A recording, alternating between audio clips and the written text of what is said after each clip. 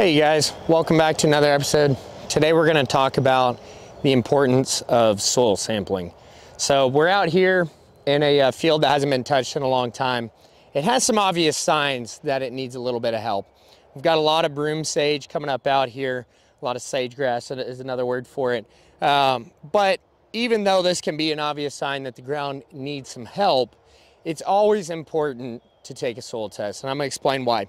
A proper soil test is giving you a complete picture over what the soil needs. It's very similar to going to the doctor and getting a checkup.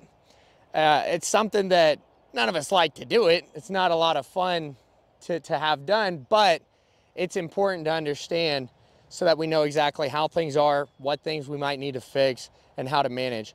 And so with soil in particular, what we're looking at on a soil test is not just nitrogen, phosphorus, and potassium. Those are, of course, what we call the primary elements for growth. But at the end of the day, really what we're looking at when we pull soil cores out is so much more than that. We're looking at pH with regard to cation exchange capacity and base saturation. Why these things are so important is the base saturation of your cations in the soil directly impact the availability of your nitrogen and your phosphorus for uptake to the plant. So we need to make sure that those are balanced. When they become imbalanced, not only does our fertilizer not work as well, not only does our production fall off, but that's when you start dealing with problems like you can see behind me, where you start getting a lot of weed overgrowth coming in and taking control of the field. Another thing that we want to make sure that you get on that soil test when you pull it is your micronutrient levels.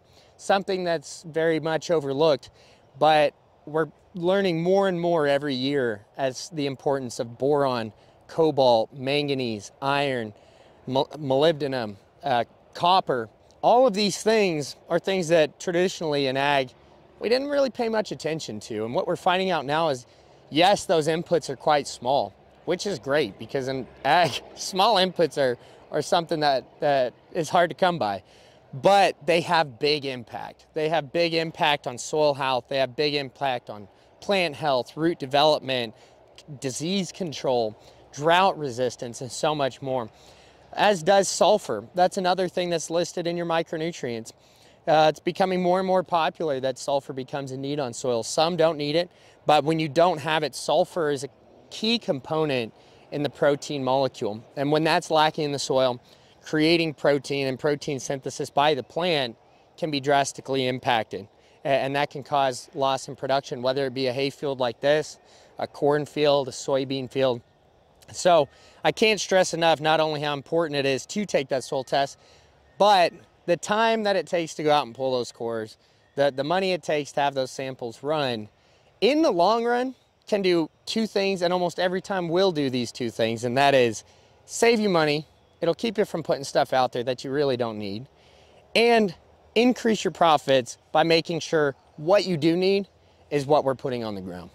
And so what we're going to do here today is we're going to get in, take some soil samples, and really take a look at this soil and see what it needs so that we can make an effective, cost-efficient crop management program for this field this year.